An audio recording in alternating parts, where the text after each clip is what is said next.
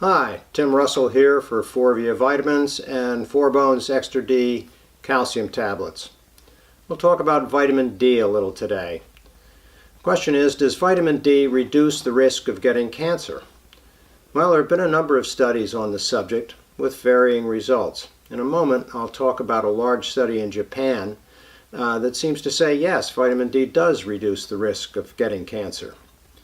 First, a little background. A number of animal studies over the years have indicated that vitamin D does confer some protective effects on cancer incidence. Human studies, however, have sometimes shown positive effects and sometimes not. Studies of large populations have tended to be positive for protection, while smaller studies were not. The health professionals' follow-up study was fairly large and showed a 17% reduction in cancer incidence with higher levels of circulating 25-hydroxy vitamin D. An analysis of combined results from several other studies, called a meta-analysis, also showed reduced risk, although smaller reductions than in the health professional study. Now, the new Japanese study looked at a very large population of Japanese residents. The number of enrollees exceeded 100,000, and the participants were followed for 20 years. This makes it the largest study to date. There were 3,300 cancer cases that met study criteria, and those cases were matched with 4,000 non-cancer participants.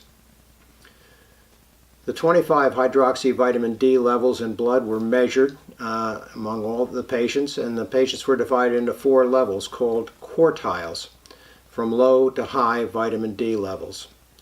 The results showed a lower risk for each of the 3 highest quartiles compared to the lowest quartile.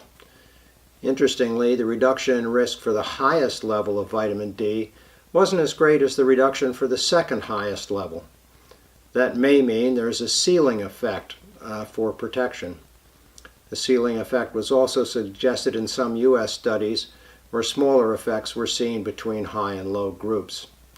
Now, that may be because the U.S. population tends to have overall higher vitamin D levels than many other Northern Hemisphere countries, probably because foods in the U.S. such as bread are fortified with vitamin D. If there is a ceiling effect, one would expect it to be harder to show an effect in studies if all members in the study have fairly high levels already. Bottom line, the jury is still out. We await a final verdict from future studies. In the meantime, it does look there's a protective effect from higher levels of vitamin D, at least compared to the low levels. So, thanks for viewing.